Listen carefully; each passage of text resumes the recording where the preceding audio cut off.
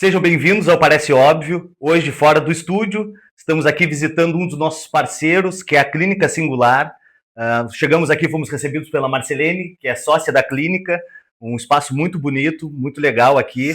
A Marcelene vai nos contar um pouco mais de como funciona a clínica, que tipo de atendimentos eles prestam aqui. Marcelene, obrigado por nos receber, muito legal estar aqui contigo. E nos conta um pouquinho o que a clínica atende, quais profissionais vocês têm aqui. Certo. É um prazer estar aqui hoje.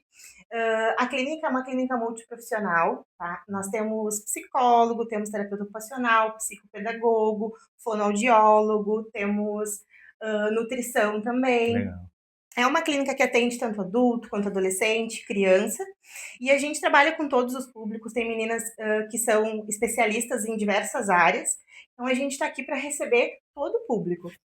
E o atendimento de vocês, ele funciona durante a semana, fim de semana? Tem Isso. online, presencial? Como é que Isso, funciona? atendemos online também, online e presencial, de segunda a sexta. Funciona tanto, começa às 8 horas da manhã os atendimentos e a gente finaliza às 18 horas. Legal. Sabe que a Clínica Singular é um dos nossos parceiros lá, que nos ajuda, né, a fazer acontecer o nosso programa. E para nós é muito legal ter a Clínica Singular como parceiro, justamente porque o Parece Óbvio, ele tem uma linha, né, de trabalho, de entrevistas, que um dos nossos pilares é justamente essa questão de autoconhecimento, Uhum, de desenvolvimento pessoal, que aqui vocês atendem com psicólogos, né, uhum, psicoterapeutas.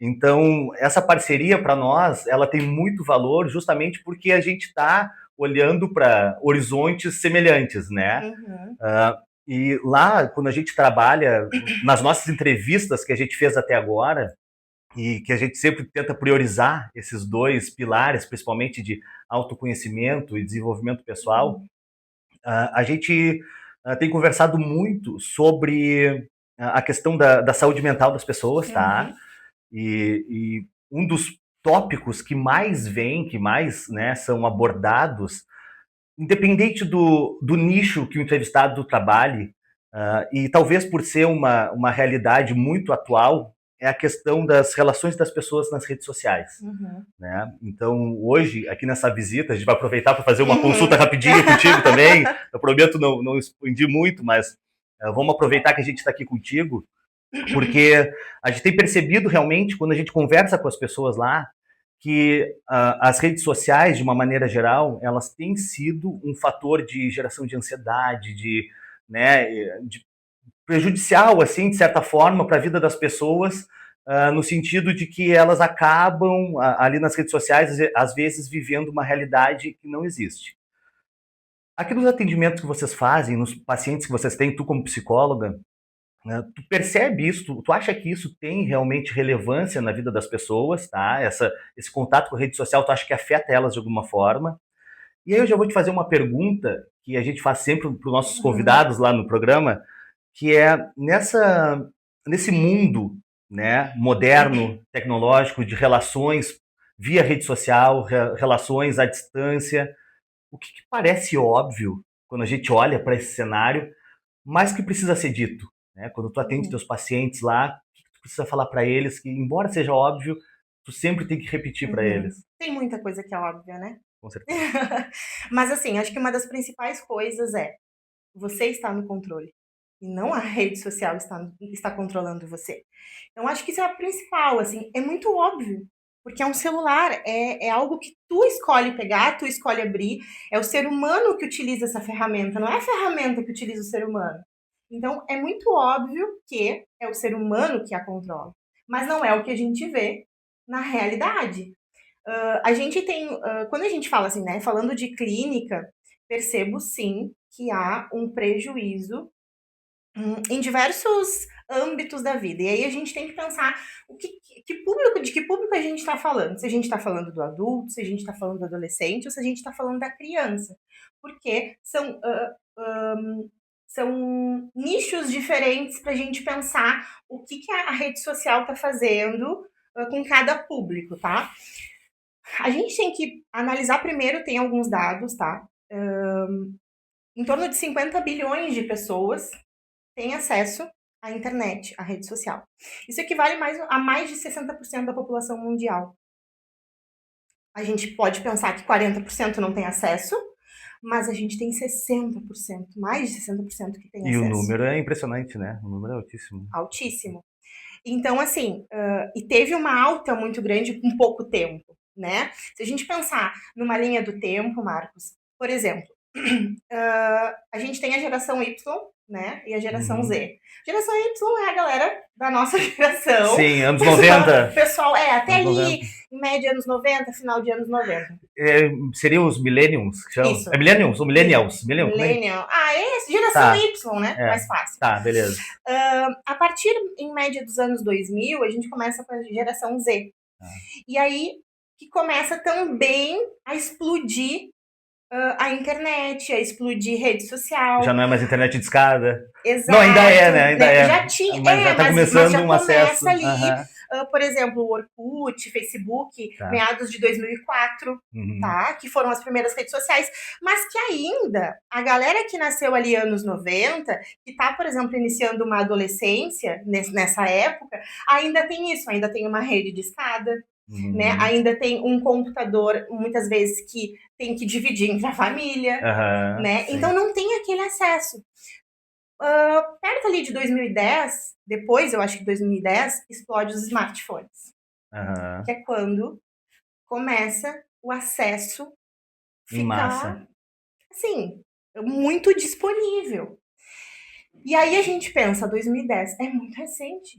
A gente está em 2025. Então, as crianças que nasceram nessa época de 2010, 2000, elas têm em média, 15 anos? 15 anos em 2010? Isso. Está na adolescência? Isso. Né? Então, por isso que os estudos ainda são muito recentes. Tem muita dificuldade de ter resultados muito precisos, porque são estudos muito recentes, que ainda estão analisando as consequências das redes sociais e da internet, da explosão, né, nesses indivíduos, né?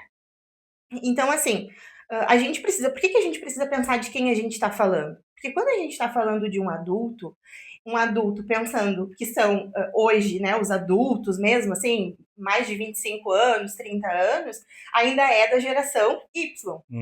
Então, é um público que teve uma infância centrada no brincar, que brincou, que teve uma vida sem esse acesso, que não nasceu nesse meio digital, nesse meio de rede social, né? Então, há uma facilidade, talvez, maior de ter uma consciência de que, bom, será que eu devo utilizar tanto? Será que isso é para mim?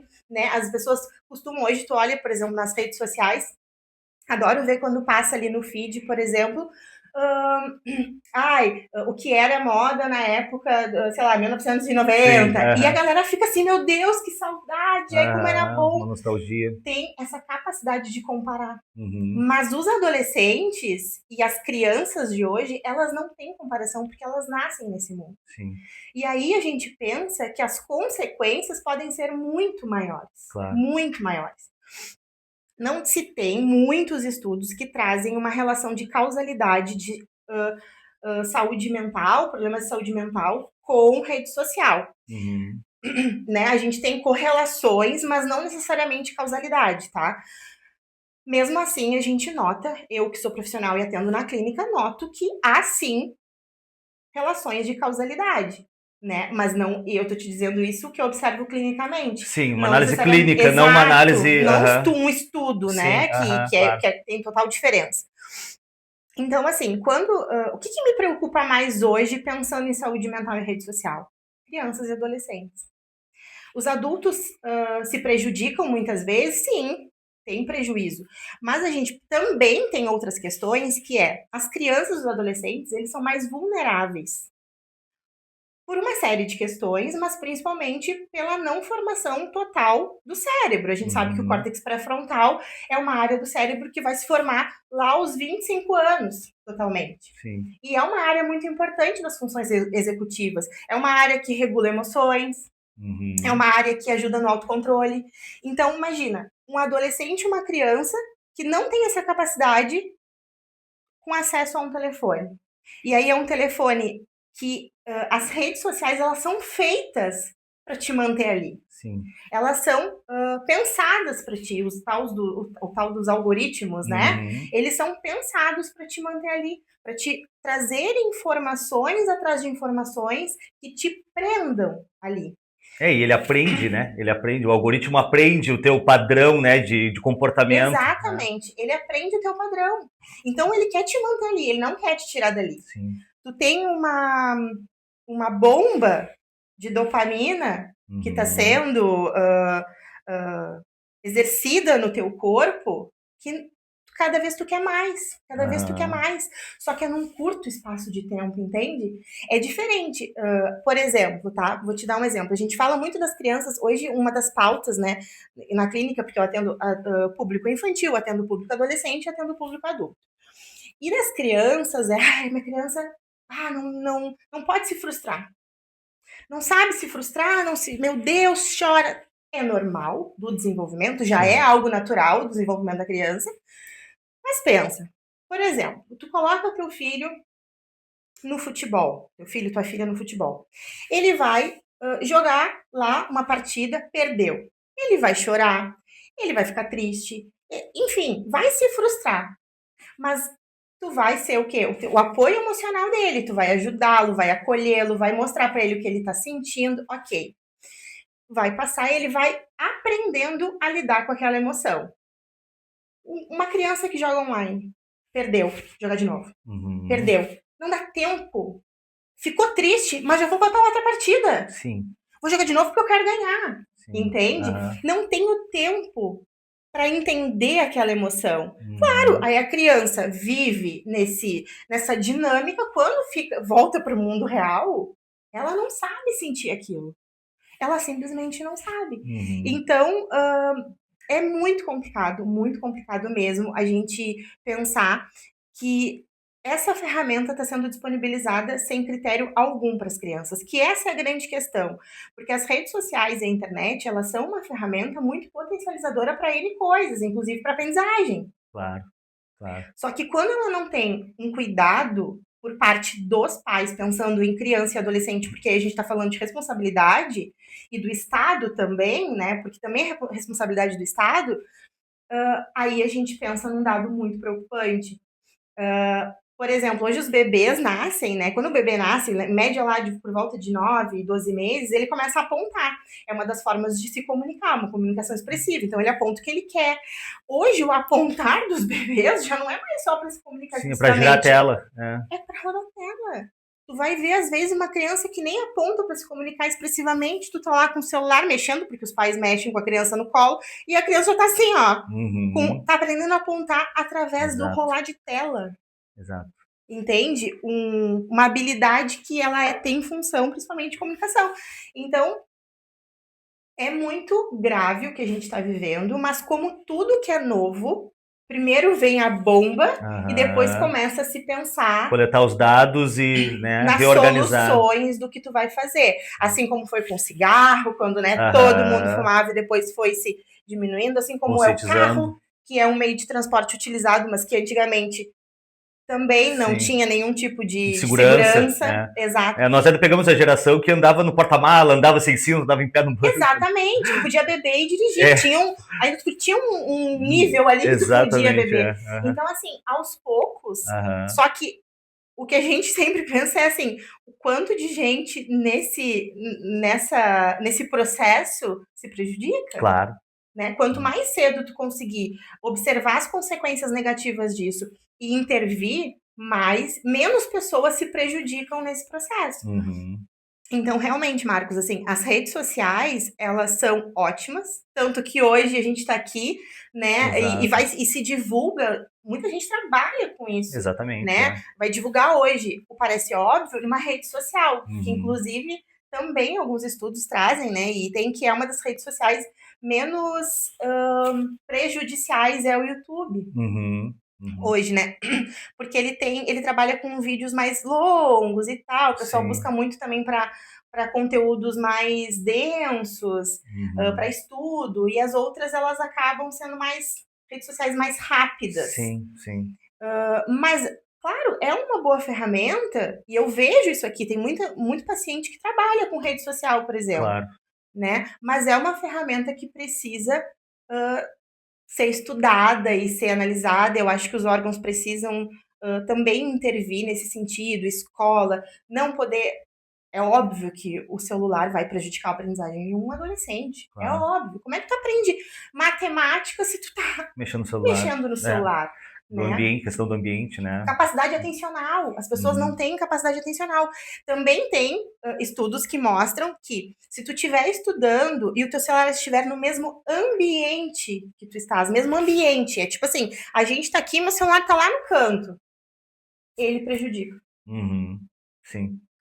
Porque de alguma forma a tua atenção Daqui a tá pouco tu vinculada a dá uma ele. olhadinha pro lado, pum, meu celular tá Sabe, ali. sabe que nisso, tu falou lá no começo sobre a questão de controle, né?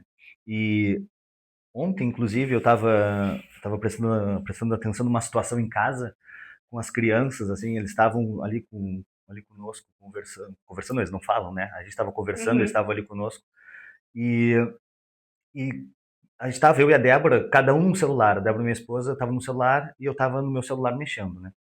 E aí, e eles ficam desesperados pelo celular. Eles ficam desesperados, eles querem o celular. E a gente tem sempre a impressão, sempre penso assim, quando eu estiver com eles, eu vou parar de mexer, né? Eu não uhum, vou deixar meu celular né, carregando fora do local onde eu tô. Mas na prática eu acabo mexendo. Ah, vou ali olhar o Instagram, vou olhar. uhum.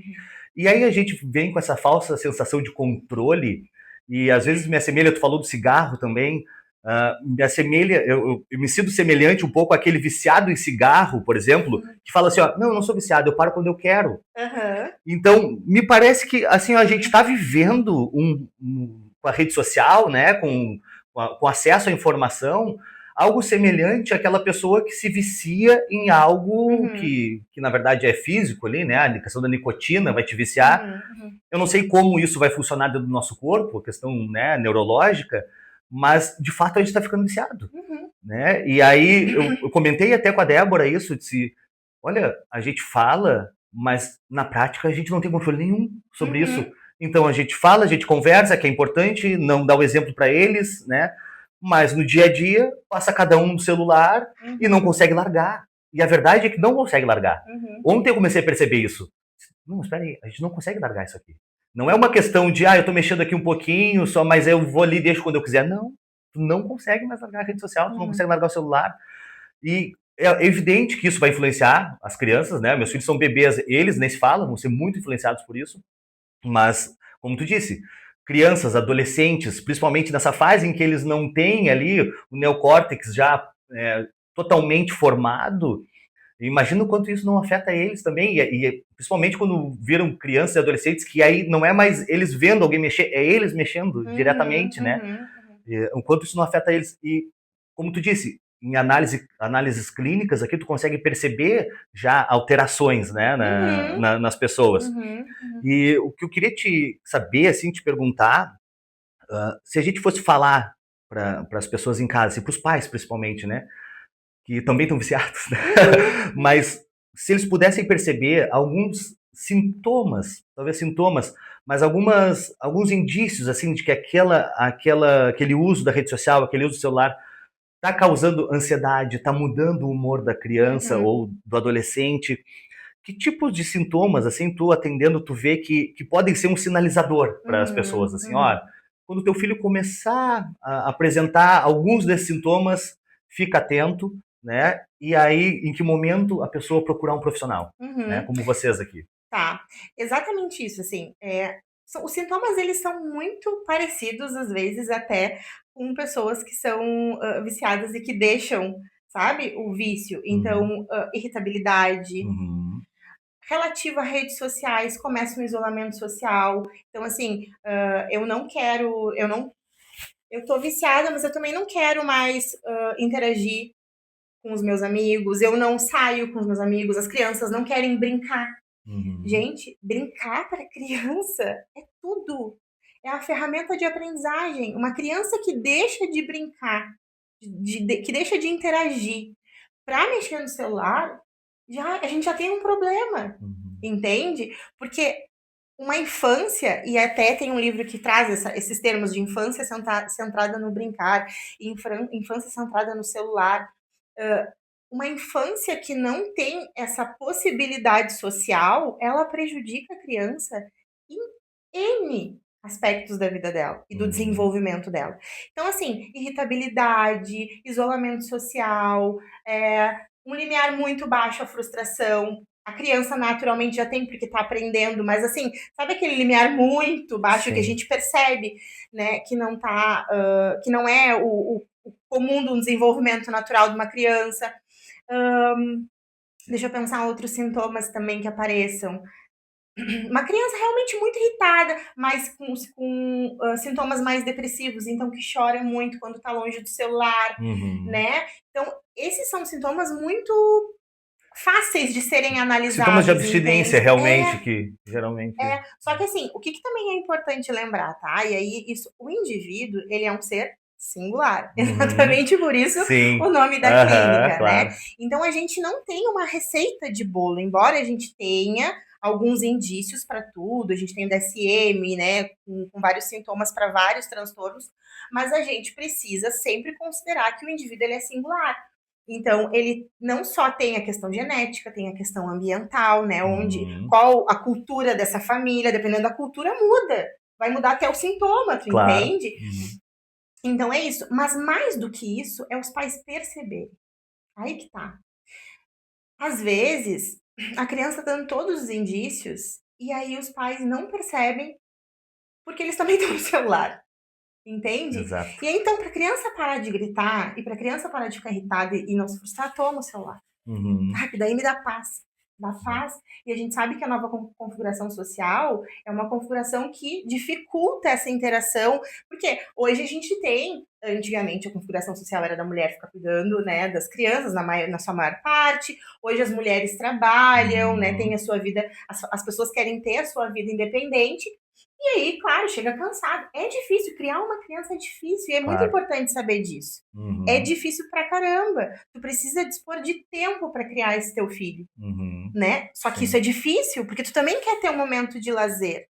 E o celular acabou sendo, às vezes, esse momento, mesmo que irreal, né? Mas acabou sendo esse momento de lazer. Então, esses aspectos são importantes de ser pensado, de os pais perceberem, já é um ponto inicial. A gente já começa por aí. Bom, tô percebendo que tem uma coisa diferente, né? E lembrar que, sim, os pais têm responsabilidade. E sim, a responsabilidade é deles. Entende? Porque às vezes, o que acontece muito, tá? E aí eu tô te falando de prática clínica. As crianças chegam na clínica quase que assim, ó, meu filho tá com isso, isso e isso, eu trouxe para tu resolver. Só que eu não posso resolver se a família e eu, né, enquanto terapeuta, não estivermos andando juntos. Então, dentro do processo de atendimento infantil, é uma coisa que eu brigo muito, não é que brigo muito, mas que eu trago muito, inclusive para as meninas que trabalham aqui, quando a gente faz estudo de caso, quando faz algum tipo de supervisão. Não existe atendimento infantil sem atendimento dos pais. Tem que tratar primeiro a família. Não é primeiro, é junto. É junto. Tu precisa fazer orientação, tu precisa orientar essa família. Porque a criança que vem aqui 50 minutos durante uma vez na semana, ok, a gente vai fazer um trabalho, mas a família precisa estar alinhada. Entende? Eu preciso orientar. Eu preciso dizer, ó, a partir de hoje a gente vai lidar com a frustração desse jeito. É assim que tu vai explicar para ele. Vamos limitar o uso de tela. Só que limitar o uso de tela não é assim, ó, Marcos, não podes mexer, tá? Não, gente. Ó, filho, tu vai usar um pouquinho e depois a gente vai brincar de tal coisa. Dá trabalho, tu entende? Exato. Esse é o problema. Às vezes a orientação, ela vem para dar trabalho para os pais. Essas vezes é a barreira. Porque eu não quero ter trabalho. Claro. E tá tudo bem, a gente entende que é uma configuração diferente, que realmente, às vezes, há uma sobrecarga mesmo, às vezes são mães solos, às vezes são configurações familiares em que um dos membros da família tem mais responsabilidade. Eu entendo, mas eu preciso falar o que de fato é. Claro. E aí a gente pode também avaliar a questão, o que dá para fazer. Eu sempre falo para os pais, né, tem o ideal e tem o real. A gente trabalha com o real. não trabalha com o ideal. Ah, a criança não pode ter acesso à tela, o adolescente não pode ter acesso à tela. Isso não existe. Entende? A gente está numa era tecnológica. Os adolescentes hoje, por exemplo, um adolescente que não usa uma rede social e não usa a internet, ele pode ser excluído. Ele não vai conseguir nem socializar na vida real, porque ele vai ser provavelmente excluído. Porque ele não está no grupo, porque ele não. Entende? Sim. E isso vai causar um prejuízo. Então, bom, como é que a gente pode adequar dentro da realidade? E ir trabalhando com essa realidade é meio que do jeito que dá, né? Então, assim, não tem algo idealizado, não se tem. Mas a gente trabalha dentro da realidade. Claro. Das famílias, né? Sim. Essa equalização entre o que precisa fazer e o que dá para fazer, que eu acho que é o importante, né? Exatamente. É aquela velha história de o bom não pode ser inimigo do ótimo. Exatamente. Né? O ótimo seria o mundo perfeito, mas se eu não posso fazer o ótimo, vamos fazer o bom, porque eu já estou ajudando meu filho. Exato. Né? Tem profissionais que trazem isso. Não, porque eu sou contra telas zero. Eu, particularmente, não concordo. Porque as telas estão aí. O problema está aí. A gente tem que olhar para a realidade de cada família. Então, assim, quando o paciente chega aqui, seja o adolescente, seja o adulto, seja a família com a sua criança, a gente vai analisar a estruturação daquela família. Qual a realidade dessa família? O que a gente pode fazer com essa família? Porque não adianta chegar aqui e dizer assim, não, tela zero. E eles me dizerem assim, tá bom. E chegar lá, eles não vão dar. Eles vão me mentir. Vou dizer, não pode. Não vai adiantar, tu entende? Então, assim, o que vocês conseguem fazer? Eu sempre pergunto, o que dá pra fazer? Ah, dá pra gente diminuir 1 hora. Vamos diminuir 1 hora. Eu prefiro que diminua 1 hora do que eu chegar aqui e dizer pra eles que não pode, que não é o ideal, né? Que vai prejudicar, e eles mentirem. E eles não darem conta. E aí entra uma série de questões de se sentir insuficiente. E aí a gente pode gerar, além de eles não conseguirem, outros problemas advindos disso. Então, lidar com a singularidade de cada família, de cada paciente, eu diria que, na verdade, isso é o que a gente busca aqui na clínica. Não é à toa que é esse nome. Quando a gente escolheu o nome, há 2, 3 anos atrás, a gente queria escolher um nome que fizesse sentido. E assim, singular faz muito sentido, porque é isso que a gente trabalha. Cada paciente, cada família aqui é tratada de forma singular, com as suas singularidades. E é isso que a gente busca aqui. Que legal, muito bom. E para quem identifica esses sintomas na família, em si, nos filhos, como é que acha vocês? Onde é que vocês estão? Rede social? Certo. Onde é que está a clínica? Né? Como é que encontra vocês? A clínica que fica na cidade de Pelotas, na rua Miguel Barcelos 404. Nós estamos nas redes sociais. Sim, é inevitável, né? Não, mas aí estamos dando um bom uso da rede social. Exato, né? Exatamente. É isso. A rede social, ela é uma ferramenta incrível, né? A inteligência artificial é uma ferramenta incrível, se bem utilizada, como tudo na nossa vida, né? Mas nós estamos como Clínica Singular PEL no Instagram, que é a ferramenta que hoje a gente mais utiliza. Acho que Facebook a gente nem tem. A gente utiliza mais Instagram e a gente consegue nos achar lá. Lá tem o link que leva diretamente para o WhatsApp da clínica. Pode também mandar diretamente pela clínica, né, ali pelo Instagram, uma mensagem. E nos procure, se precisar de ajuda, se quiser tirar dúvidas, enfim. O que precisar, estamos à disposição. Maravilha. A gente sempre pede também para nossos convidados nos trazerem uma indicação de livro que seja algum livro que agregue na vida das pessoas, independente de ser na área que a gente está conversando, mas que tu acha que possa ajudar a pessoa a construir uma versão melhor dela mesma, né? Então, se tu puder nos indicar um livro, né, que a gente... Acho que pensando no tema que a gente falou aqui, tem um livro muito interessante que é Geração Ansiosa, do Jonathan, esqueci o sobrenome. Tá.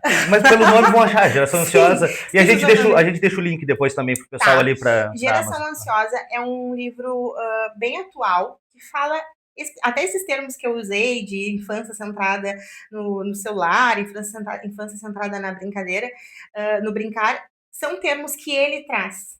É Jonathan Haidt, eu acho. São termos que ele traz. Então, é um livro muito interessante, principalmente para pais. É um livro que eu indico para futuros pais e para o público em geral, assim, para ter uma noção. Ele traz muitos dados interessantes, é um livro muito atual e muito muito legal de se ler, é uma leitura tranquila, assim. Legal.